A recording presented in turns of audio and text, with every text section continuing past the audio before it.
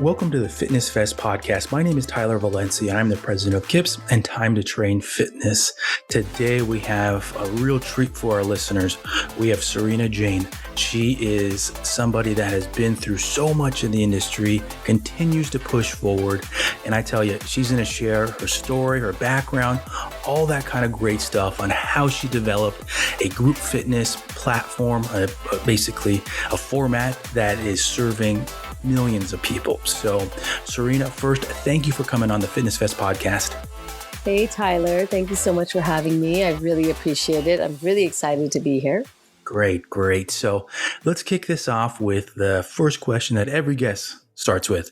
What is your story in the fitness industry? Can you give me a little background on Sarina before you started Masala Bhangra and a little all that inside, outside of that kind of good stuff? Sure. So before I started Masala Bhangra, so let me just back it up a little bit. Mm-hmm. When I was born and raised in the United States, I was born and raised to two parents who immigrated to the USA for a better life, for a better future, like most immigrant families come here for. And as I was growing up, I was born and raised in California. So as I was growing up, we were around the American culture a lot, but I was very lucky to be around the Indian culture a lot as well. California has a very big diversity of the Indian culture, the Indian population. So it never seemed like I was away from my own people, if you may. Every weekend we were at some auntie uncle's house. Every weekend we were doing some sort of Indian shows, such as, fashion shows, dance shows. Like we were just so involved in the Indian community. So I'm grateful for that because that allowed me to then obviously take my culture, to what it is today. But what's awesome is I also started teaching fitness at a really young age, really young, Tyler. I mean, really young. So probably, right when you get your worker's permit is when you can start. And that's probably what happened there. Mm-hmm. Instead of, working at some of the other different I basically took fitness as my side gig. I would go teach my classes. I taught the 6 a.m. classes, the 6 p.m. classes, and then I would go to college in between or high school actually. And I really started young. And so I really was excited about the fact that I had all this energy and I wanted to just exert it. And it was just awesome that somebody took me under their belt and I just started teaching fitness for many years before actually making it a full-time industry gig for me, who I never thought that would ever happen. However, that's like me before, so into sports. I was on the track team, softball team. So I was very active as a young kid growing up in the United States and then also just being really active in my community. Nice. And with being active in your community, did you find a place where you could actually attend fitness classes first, or where did that passion start to drip into your life? And you're like, oh wow, I can kind of see this being something that I want to continue on. Yeah, for sure. I actually started teaching fitness by chance. It was not something I ever thought it would ever occur. It's not like I went looking for, let me go start teaching fitness classes. I grew up in a place called Yorba Linda, and Yorba Linda had this East Lake Village Society, right? This community. And they had a clubhouse. And in the clubhouse, they would offer fitness classes every day from 6:30 to 7:30 p.m. Wow. I will never forget this because we were part of it. It was a part of our association. So we could go anytime to these fitness classes. And so I started going because it was just, I loved I'm talking way back, like 20 years, almost, 28 years, Tyler. Do you remember when Grapevine was, around, right? Grapevine to the right, Grapevine to the left, and, old school aerobics. So I attended those classes for 6 months and the lady did the same routine every day. So I got really good at it, obviously, right? I just knew exactly what she was going to do and I knew how she was going to operate. Here and there would be a change. And then one day she told me, listen, I can't teach these classes anymore. My husband got shifted. We're moving. Do you want to take over? You seem like you know the routine really well and you have a lot of energy. Do you want to do it? And I thought, I don't know. And then when she told me this is how much you're going to get paid, I'm like, what? I will never forget that. I said, I'm going to get paid how much for the hour to do this? Of course I'll take it. And that's exactly what happened. And so I started teaching. I did the same routine that she did. But then I said, hey, ladies, I'm going to try something new with you guys today. Is that okay? And they said, yeah. So then I slowly started changing things up. I'm like, let's try this and let's try that. And before you knew it, like a few years later, I was teaching fitness, like as a side career. Mm-hmm. And one lady who I'll never forget, she took me under her wing and she said, you have a lot of energy and I'd love to train you how to teach like real fitness. Because at that time I didn't know what 32 count meant. And I didn't know what, step aerobics was or any of that. So she took me under her wing. She taught me how to teach. I taught classes at her little small mom and pop gym shop. Mm-hmm. And that's how we worked it out. And for many years, that's exactly what I did, which was unbelievable. I just couldn't believe that this was a side gig that I was doing. This was my high school job, right? Mm-hmm. Who would have thought that fitness would have been my high school job? It was great. It paid off my Nordstrom credit cards. That's all I cared about at that time. So there's two parts that I have to touch on. One of those is, so we've not, at the time of recording this, have not met in person. So you kind of know what I look like. And that's part of the joke, is that when you meet me in person, you'll probably realize that some of your jokes, they might go over my head because of my age. So that's one of the things that Jane Jakes, the owner of FitnessFest, jokes about all the time, that I probably don't know some of the jokes that she drops, and it is true. Two, so I do know what grapevine is because I have taken social dance, and I do enjoy a good boogie down. But the second part of what you mentioned is right there. You hit that. You kind of had a mentor right off the bat to guide you, teach you those things, just like 32 counts. And I will first start off by saying, if you are not a group exercise instructor and you have not taught choreography, that is one of the hardest things. I come from more of a personal training background, and the times that I have had to learn how to teach choreography, hardest thing I've ever done. And so I always give credit to the individuals that do it and do it at a high level because of how many things are going on. You're keeping count, you're teaching, you're motivating, so many different elements that if somebody that just shows up to the class, they wouldn't know all those things. And so From what I know of you, doing it at such a high level, it takes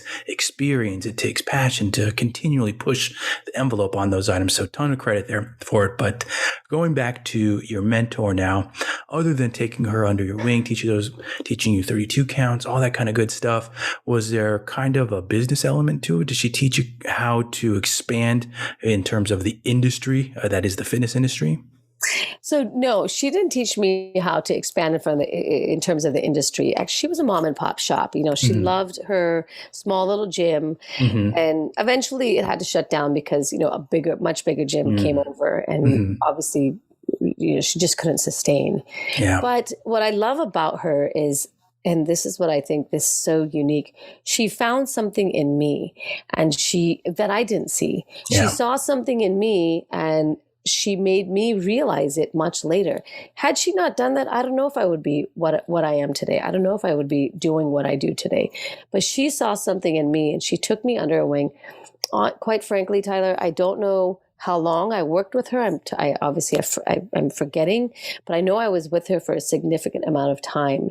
And then because of that training she gave me, I then went on to go and teach at the bigger gyms. I actually got, the bigger, right, to get a gig at that time, 24-Hour Fitness. It was a pretty big deal. I was an instructor at 24-Hour Fitness. That was just a big deal.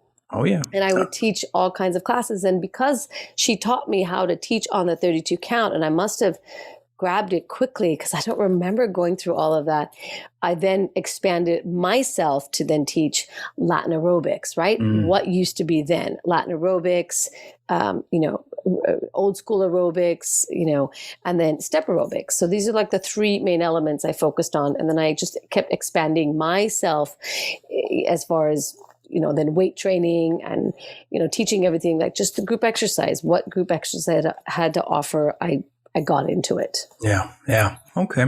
So let's take a step back again. So you are learning more about group fitness, getting your choreography down, and you're living in Southern California. I'm from Southern California as well. And so these pieces are starting to add up now and painting the picture.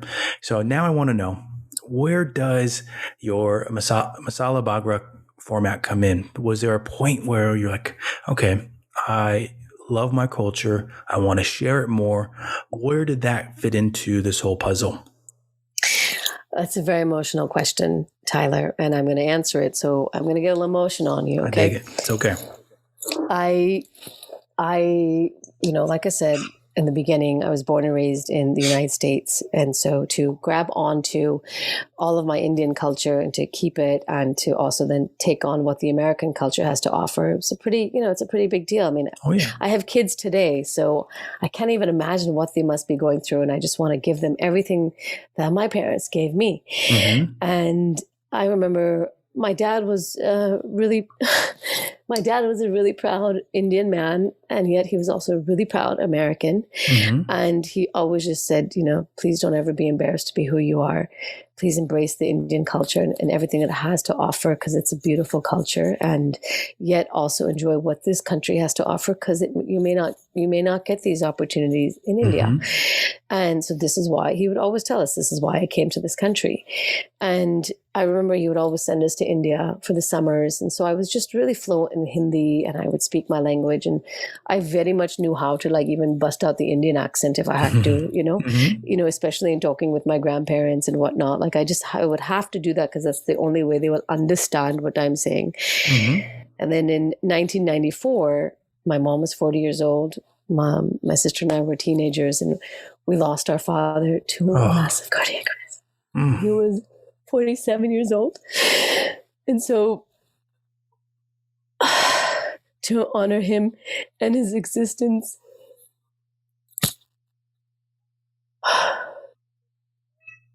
you're all good.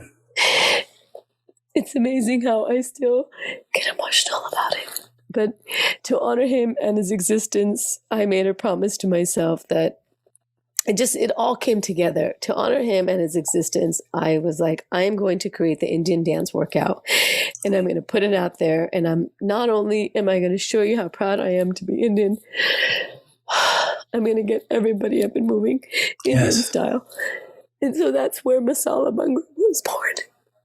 That's great. And I'm just going to talk a little here while we digest this. And it's one, I have goosebumps listening to it, because so many times, I'll say as a fitness professional, you see other things, you want to do the same, and you go away from who you truly are. You want to be like others in the industry, but you sometimes sacrifice things to fit in. But when you find that passion, just like how you were sharing your story, you can tell when you're talking about it, that passion comes through. You start to do amazing things. You create amazing things that can create a legacy and can be an impact for many individuals. So I can only imagine, by you sharing that story now and what we're going to dive into more with it, that I can only imagine how many people you impacted yourself, how you wanted to continue the legacy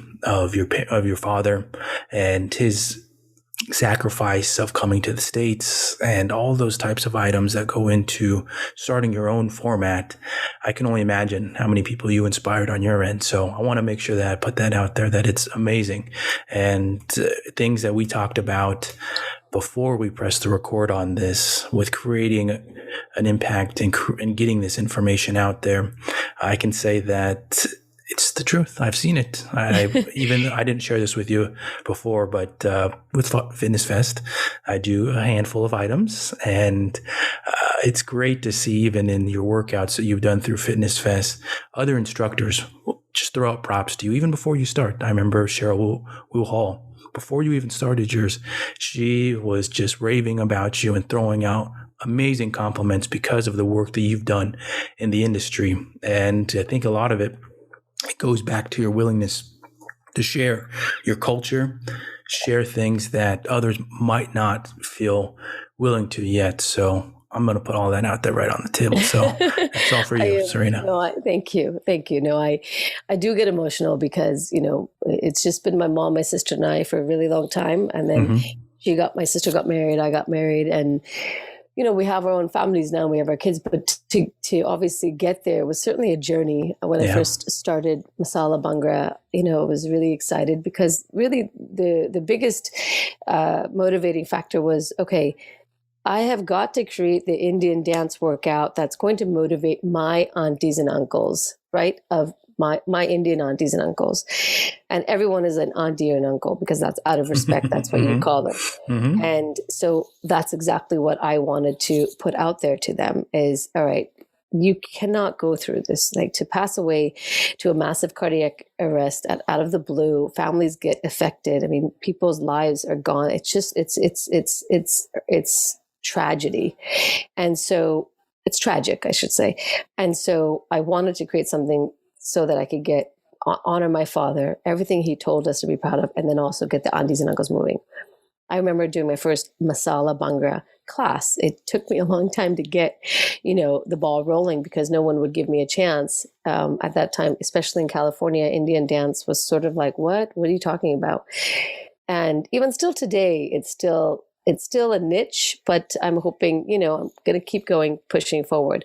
But I remember teaching my first class and I was just hoping, a bunch of Indians would come.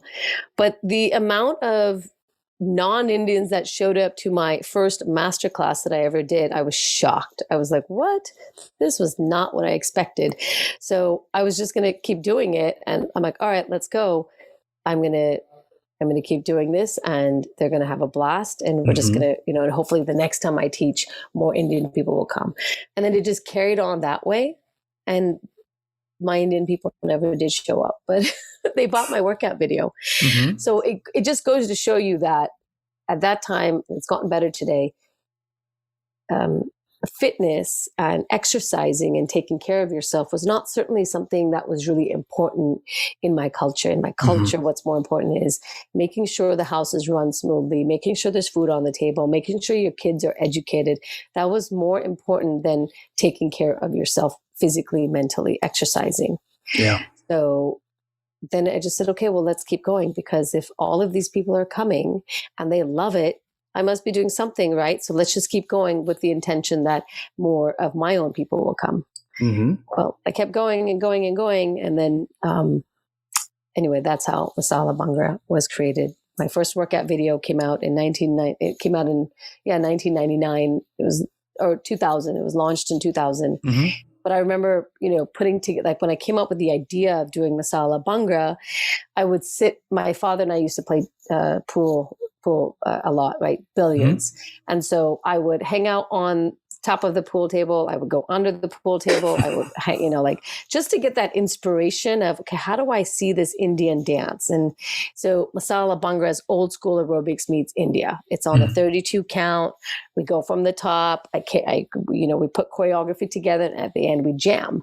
So it's just a straightforward, you learn routine. You have to use your brain to memorize everything, but that in itself is a good workout for the brain, all those things. And it took me a year to put the whole thing together. And I launched my first workout video. I put myself out there. I asked her for my mom's blessing. We don't have a dad, so I'm just going to put our name out there and I don't know where it's going to go, Mom, but can you back me up? And knock on wood, it did really well. That's great. That's great. Since I'll share too so my mom is an immigrant and I'm half Filipino. And so I liked your part about that everybody's an auntie and an uncle out of respect. That was one of the things that my wife actually, she was a little confused at first where I would call my stepdad uncle.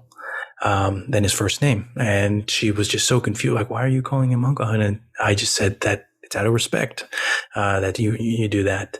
But with my own, I've only had very small interactions with, when I think about it now, this would be a very interesting conversation to have probably after, but I've seen a few times actually, a format, an Indian inspired format at a gym that I used to work at before I stopped teaching. And I was always amazed at how packed it was.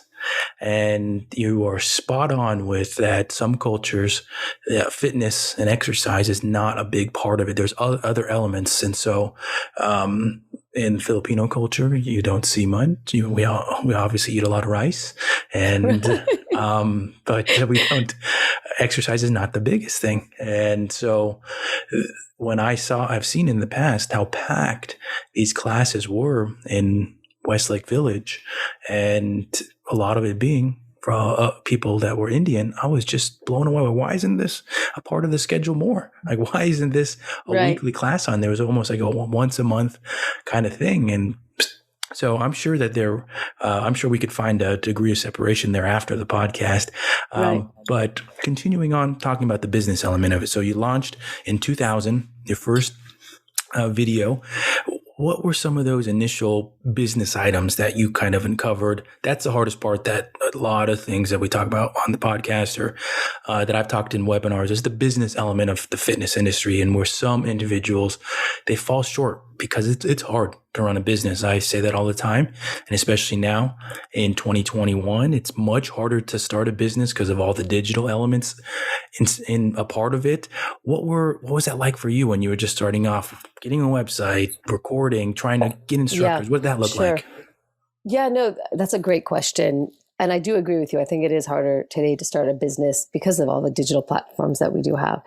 Back then, I didn't go to college for business, but sometimes you just have this inner voice that you're going to be good at this. You're going to be good at it. I've always had this entrepreneurial spirit. I've always liked being my own creative boss. And so I remember when I wanted to put Masala Bhangra out there, my first question was, all right, how am I going to do this? What do I need? Yeah. And it was just those elements. I need a website. I need an 800 number. Back then, the 800 number existed, right? And it still does. But a website, 800 number, an email, and a place where, like a shopping cart, where people can come and actually buy, the video, and then all of like the business aspect of it, trademarking a name and all that. Yeah. So I really had to sit down and write down, okay, here are the elements that I have to look at each and every one. I need time for each and every one of these things to propose. And then on top of that, putting a workout video together. What does that look like and who's going to be in it? So I did tackle all of that one step at a time. When I first came up with the name Masala Bhangra, that just, happened because I was put under the fire of, you have to come up with a name by tomorrow to trademark anything. So I just said, just say Masala Bhangra for now, and I'll probably change it later. Well, I never changed it because it stuck. And so, that was done. And just the elements, right? If I'm going to start a business today, I'm going to go back to, grassroots. All right. I need a website. And of course, now there's other elements, social media and stuff, but, I need a website, I need a phone number, I need an email address. What products am I putting out there? I mean, I have to be really clear about what I'm getting out there. So that's what I worked on, all of those things. And it took me a whole year to put that whole thing together. So 1998 to end of 1999, all of those elements were put together. But that's what I did. I would eat, sleep, breathe this, right? Eat, sleep, breathe, Masala Bhangra, go, and then start all over again. So I would go, I remember I graduated college. I was working at a PR firm in Beverly Hills. I would drive from Orange County to Beverly Hills every day and back. And then when I got back, I would eat dinner, and then I would just stay up till 10, 11 o'clock at night, just working on all of these elements of what's next, making phone calls, as much as I can, sending out emails. How do I shoot a workout video? I used to look at Jane Fonda's videos and would see, how did she shoot them? What does that look like? So I just did all of my homework, and it's funny we're talking about this, Tyler, because I feel like I'm doing that all over again now. I feel like I'm starting all over again with, all right, what's next? Where do I go? What's next in the fitness world? Where do I go now as I'm sitting here talking to you right now? Yeah. But I was so clear at that time, 1998, I was so clear. My first workout video is going to come out, and I was just really clear. So it was really rewarding to check off, when something was done, right? Yeah. Website done, 800 number done, signed a deal with, the guy, who's going to shoot my workout video, done. People that are going to be in the workout video, done, right? Choreography, done. Have I practiced my script? Done. It was just so rewarding to check those off, as you can imagine, right? Oh, yeah. So those are the business elements for sure. That at least that's what I did. Yeah, that's great. And the piece that stood out to me was the vision. That's a piece that, so side note, of course, Sarina and I conversed before we recorded this, and we just talked about some business items. And I think I shared something similar. I said that I could see things. I could see where things were going for my businesses. And that's what I just took away right there, that you could see the vision there. You could see what you were trying to implement.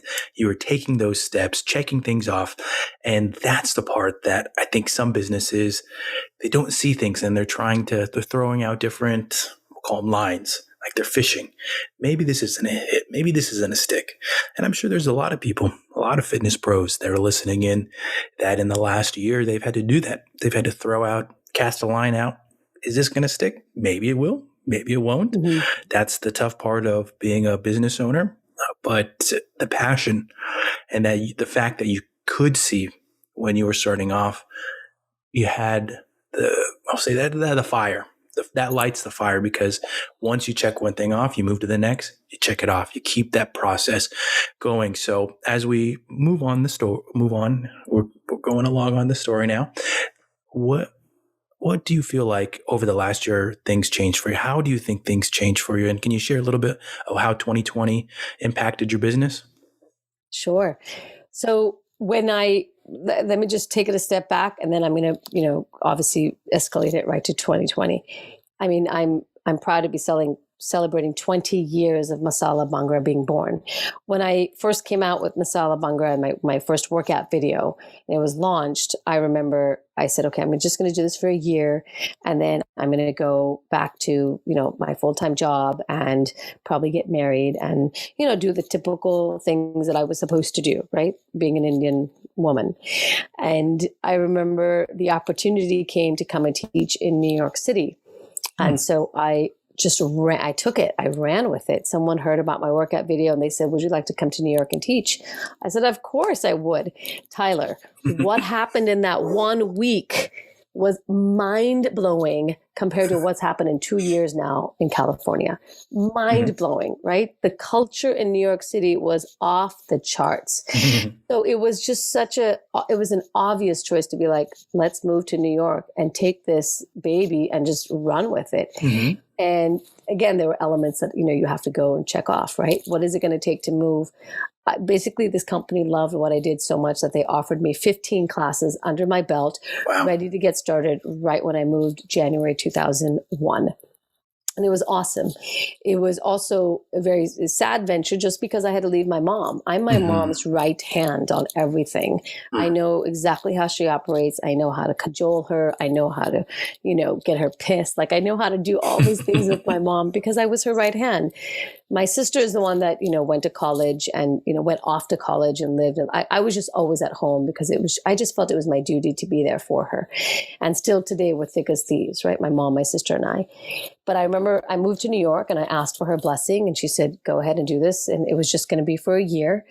And then it turned into another year. And then that turned into another year. And I just kept saying, Mom, let me just do this for one more year and that's it.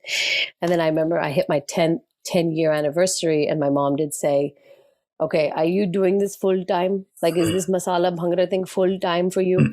I'm like, I just spent the last 10 years, heart and soul, Mom, putting myself out there. Instead of getting married, I'm like, out there with my vision and I'm going to keep going. And she's like, okay, how can I help you? And I was like, are you kidding? No way. So it just was awesome to see her come full circle. Mm-hmm. Then I spent another 10 years, obviously developing, then so many things happened, right? The instructor training program came and all the other elements that came vision wise. It was awesome. And it's been great. And then 2020 hit and that was just a very devastating time. I remember it just all happened so fast. And I'm sure many people will just see exactly and hear what I'm saying and feel what I'm saying and just, yep, been there, done that. Yep, that's exactly what I thought, just they can feel the same thing. I remember when people were starting to talk about this, I don't think anyone took it seriously until that immediate shutdown, like, Friday, March 15th, or 14th, March 13th, whatever that Friday was, it was like immediate shutdown. No classes are happening until further notice. We'll be in touch. It was like, and I wasn't going to my class on Monday, Tuesday. And I was like, what? All these classes that I teach, this is my soul. Like I would like talk in thin air. And I don't know if people do this, but I would like talk to the wall and go, don't you get, this more than ever. This is my soul. I'm a mom now with 2 kids. Like I need to get out and go teach my classes. This is what feeds my energy. Mm-hmm. I just lost control of my emotions because I was like, what just happened? And I really got scared. I'm not going to lie. I really got scared. I just thought my career is done. I have to find something new now. I wasn't ready to close the door just yet. I just wasn't. I'm not ready to close the door yet. And so this was just an eye opener. So in March of 2020, some of the Masala Bhangra instructors just around the world immediately took to the virtual land. Nice. With no hesitations whatsoever. I was like, wow. So I was getting inspired, right? Here I'm constantly telling my instructors, come on, we got this. Let's go, push forward, let's keep going. And now they're inspiring me to keep going because they just took to it right away. And 2 instructors in particular taught me how to teach on Zoom. I can't believe that. So when I was ready, I was missing my students, my classes so much that I said, all right, let's just do this virtual land. A lot of people have talked about it, but you know what do I got to lose? Let's just do it. And I remember June 13th was my first class, which I believe was a Saturday, or June 10th or June 13th, one of those days. And I'll be coming up on a year now, teaching every Saturday for the last year virtually. We've just had to pivot. I mean, that's just what businesses do. Isn't that what businesses do? They've had to pivot. I know some have shut down, some didn't have choices, but I certainly have been affected a lot. Who hasn't been? I've lost a lot of instructors, a lot. I've lost a lot of instructors. I think I said this. I feel like I'm starting all over again. Like now, where do I go from here? No gyms are offering any, new programming, if you may. I'm just starting all over again. I have to go knock on everyone's door and say, okay, here we go. Give me a chance. I got a great program. I got great instructors. I've taught them how to teach. I have great master trainers who teach people how to teach. I mean, it's an amazing program. And it's like, now I'm back again of, hey guys, give me a chance. Businesses, give me a chance. But more than anything right now, I think the question is unknown. Where is the fitness industry going from here? I have no idea.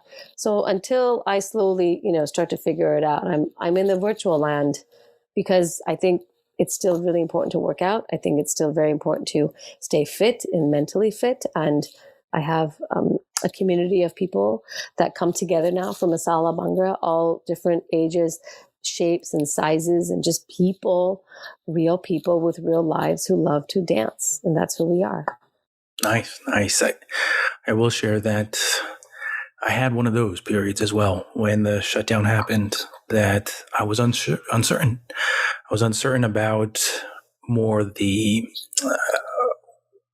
how my businesses was going to survive with my company Kips, since we do sell education. Are people going to be able to afford it? That was one of my first things. I tend to be somebody that I think about other individuals very quickly. And so how could people afford our courses if they weren't working? That was kind of my first thought process there. But quickly, just how many people did, I just shifted some of the way that we were creating content. I found a need for people using technology. That's one of the things that you and I talked about.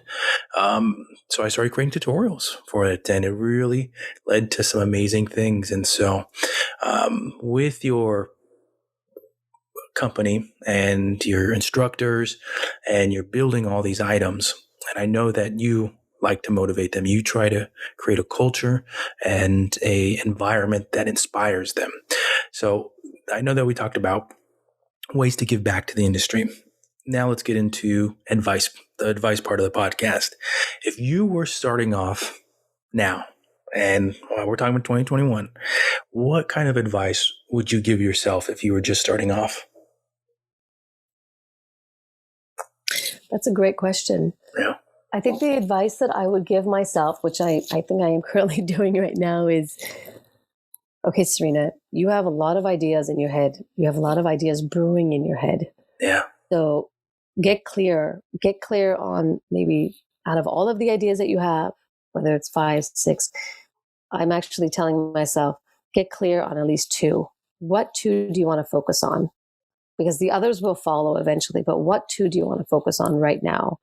And what 2 are you going to really just give everything that you have to those 2 ideas, or 1 idea or 2 ideas? But I think it's getting clear, getting clarity on where do I want to focus my energy right now, and then build upon that. Because that's what inspires me is, all right, once I'm clear, then I just know what I'm working on. And then it's a tunnel vision for me. I don't really listen to people's comments, what's going to work, what's not going to work. I learned that a long time ago. I remember when I first created Masala Bhangra, my own community, did support me for sure, but then some also did say, what are you doing? Why are you doing this? Please go get married. Don't waste your time. Who's going to come to this class? What kind of money are you going to make? This is not, security. And I really quickly learned, right, that what is secure anyway? In today's world, what is really secure? I mean, yes, I know, for the most part, yes, I know that there are jobs out there that forever will be jobs. I get that. So I get the high level talk of it, but really on the surface, I'm like, what do I got to lose by, doing this? And I constantly am telling myself today, what do you got to lose? Put yourself out there. What do you got to lose? Put yourself out there. What do you got to lose? Put yourself out there. Yeah, that's a good way of looking at it. And to throw a little joke in there, because I like to bring levity where I can. I will share that. So I do have a bachelor's, a master's, and I'm almost done with my PhD. Nice. And all of that is in exercise science. But I will share that even in the last 10 years, and this is a joke for everybody, that I've already admitted that I'm half Filipino. And in the last 10 years, my mom has still mentioned that I should come work in a hospital, despite how much I have grown my own businesses. Yeah. So it's the truth. People and their cultures, they don't go far from them. No, they don't. They don't. They don't. And I feel like I see a little bit now coming. The way I was raised, I certainly can see, my kids certainly being raised the same way, as far as I want to give them the culture. I want to show them the culture, but at the same time, I also want to make sure that they have a diverse group of people around them. Oh, yeah. Because I think it's really important, instead of just, sticking to one. I think that this universe is filled with so many amazing people of different cultures, and that's why I came to New York, and I never moved back. I'm tired of New York now, but I'm not. Like, there's a love-hate relationship with New York right now. Yeah, I will say that I love your outlook on raising children. I don't have any of myself, but I do agree with that outlook on it. And with, I want to continue on the path about advice, because there's one thing that you and I have in common, is that we speak on the circuit for the fitness industry. And with you owning your own format and going around to the different conferences, what type of advice can you give for individuals? Because that's one of the pieces that people ask me. And I will say that, and I'll admit it, that I was very fortunate that I worked for a big educational company, 2 of them prior, so that when I do submit a resume, it just looks good, so that I get invited to different conferences. But there's different paths to getting to being able to speak, be a presenter, be a lecturer. What advice do you have for those looking to just get started? That's a great question. When I first started, what I did was I would attend all of the fitness conventions. This is way before Masala Bhangra was even started. This was when I was in the industry, and I was in awe of the way presenters presented. I was in awe of the fact that they would inspire this room full of packed instructors that are there learning and yearning, to want to learn more from this presenter. And I actually I volunteered at these conventions. So you have, I think IDEA was one of like the main fitness conventions back then. That was like the only one I knew of. And so every year for years, I would attend IDEA as a volunteer. And that was my way in. So I got into the conference because I was a volunteer. And then I would attend some of these sessions, or I would be a room monitor for some of these sessions. And I just learned so much. So before even putting myself out there as I want to present, I actually got in and just watched how it was all done, what spoke to me, what didn't, so then I started asking, can I room monitor? They would ask us, who do you want to room monitor for? Then I would start saying, these are the instructors that I want to room monitor. Mm-hmm. Petra was one of my biggest, I'm a big fan of Petra. I loved the way she would teach. I loved the way she would put herself out there. And I would always want to room monitor her room. And I'm so proud today that, I can say that we're friends today, which is shocking because to me, I'm like, you're like an icon. Oh my God. And so that's what I did. And so I would say to someone today, if this is something that you want to do, if you want to present at a fitness convention, wait, hang on, Tyler. So let me tell you. So when I used to attend these fitness conventions, I would, volunteer. Then when I put Masala Bhangra together, right, it all fell into steps. You have to be patient because it will all fall into place. It will. But you just got to keep the vision going. It will all fall into place. And so I remember then when I got asked to come and present an idea, I was like blown away because I put myself out there, right? What do I got to lose? And I said, I would love to come and bring Masala Bhangra to your convention. And I think it's new and a dynamic. It's the first Indian dance program ever in the group exercise fitness world. So why not? And that's just how I started then building my name on, I would present at these different fitness conventions. And so today, if I was to tell somebody, if presenting at a fitness convention is what you want to do, first get clear on what is it that you want to present. Yeah. Why are you good at it? What makes you stand out? And then put yourself out there in your own world and then show videos or show some substance to whoever it is that they're looking at these, different presenters and make your case to then whoever you want to present for and let them know that you are really good at what you do because you believe it that much. You're really good at what you do. And it's unique enough where it's unique enough where you'll be able to educate the attendees that are coming to the fitness convention is what I would say. That's really good. That's really good. And something that stood out to me was, not just with that response, but even in the beginning, was the amount of research and learning that you did along the path, your path within the career. When you were starting off, you were looking at Jane Fonda videos, looking how they were recorded. You were gathering information about the process. With speaking, you were attending the conferences and learning the whole time about it in order to, when you were ready to take your shot, that you felt prepared. So right now, and the reason I bring this up is because I know that the way that I learn is very different than the way that others learn. I use YouTube a lot, and that's how I learn a lot of different things with building websites, creating online videos, tutorials, filming, all that kind of good stuff. That's where I go for that. But I know that not everybody uses YouTube that way. What about you? We are in different generations, and I think this could be very valuable for people tuning in. Where is it that you now go to learn, to get more clarity, and to find out a process?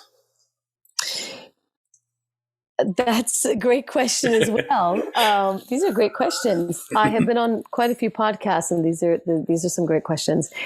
I would say all of that. Right now I'm actually going through a process of what is it that I want to do, and I'm getting clarity on it, and I'm actually going within to ask myself, all right, what is it that I want to do? And then where do I go learn from it? Who will help me or who will educate me on this process? Mm-hmm. And I do talk to a lot of people in the fitness industry. I do make some phone calls. I'll get on the phone and network, and I'll attend a lot of virtual right now, obviously the virtual land. So I will attend many virtual events that are taking place just to listen to what other people are doing, see what other people are doing, and just learn from that, what sticks, who can I partner with? And then I do go on YouTube here and there to also just, learn what's out there and see what's out there. Mm-hmm. So I educate myself on And then by just reading also. But I think mostly for me, I love talking to people who are really good at what they do. Yeah. I love talking to industry folks who might see a vision that I don't, or might see something possible that maybe I haven't seen it yet. And so I do like speaking on that. I do like learning from that aspect. And then, I think for me, attending just a lot of sort of networking events, if I can. I tried to, before COVID, I would just attend quite a few events just to learn from what people are doing and just take that and absorb it, and then see, where does it affect me? Can it help me? Can it take me, to the future? But I think the biggest question is, what is it that you're seeking? And then however you go find it, that's your own path. But just make sure you go out there and find it. Stay humble, stay true to yourself, and go out there and find it. Because otherwise, if you're not clear on what you want, then you just constantly keep watching videos or constantly keep attending things that just don't make sense. Yeah, I agree with that. I agree. The commonality that I think that we share is our willingness to learn from others. Often individuals will get stuck in that they already believe that they know how to do something and that their way is the only way. But I believe that you have to have an open mind to absorb some of this information, a good amount of it, especially if it's outside of your scope, of your educational background. You have to be willing to accept that information and that understand that it might take longer for you because that's not part of your wheelhouse right now. But that doesn't mean with practice. It's just like with exercise and what we're trying to preach to clients with consistency and learning a new skill set is that it takes time. You can't be an amazing squatter right off the bat. It takes practice. It takes work. And the same thing applies with business. But you got to have that willingness to listen and learn to absorb. There's a difference between learning and listening just for fun and also learning to acquire the information to comprehend it. And so I think that that's a commonality that I really took away so far through this podcast, is that you would listen and you would acquire the information to be able to apply it. The second piece now that I feel like is just a difference in the way that we go about information. And I noticed this also with the owner of FitnessFest, Janice, is that she also has a similar process where she will contact people that she knows when she wants to learn something new. So she will start reaching out to friends within the industry, trying to learn and hear what they have to say so that she can better make her own decisions. So that is one of the pieces that I'm not saying that there's a specific roadmap, but people do acquire information different. Like my first step is typically to go to YouTube and look it up and trying to research it. Some people might take a first step where they start calling people to learn from what they think first. So there's different ways about it. For sure. Yes. Well, Sarina, I got to start to wrap this podcast up. I want you to share now where listeners can find you. Can you please share your Instagram profile and also your Facebook and also your website? Sure, absolutely. Thank you very much, by the way, for having me on your podcast, for sure. And I do hope, we get to connect on many more topics, not just this. I can be reached at, so Instagram is the handles are at Sarina Jain for both Instagram as well as Facebook, as well as Twitter. I mostly use Facebook and Instagram, I think, like most people do.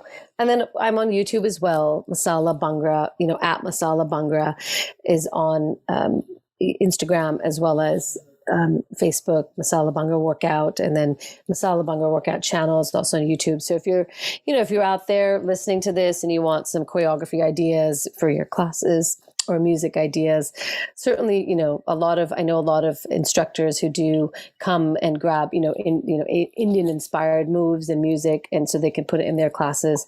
I love it when someone gives me a shout out in their class saying, I got this from Sarina Jain. Mm-hmm. So it's awesome. And my website is www.masalabhangraworkout.com, MASALABHANGRA workout.com.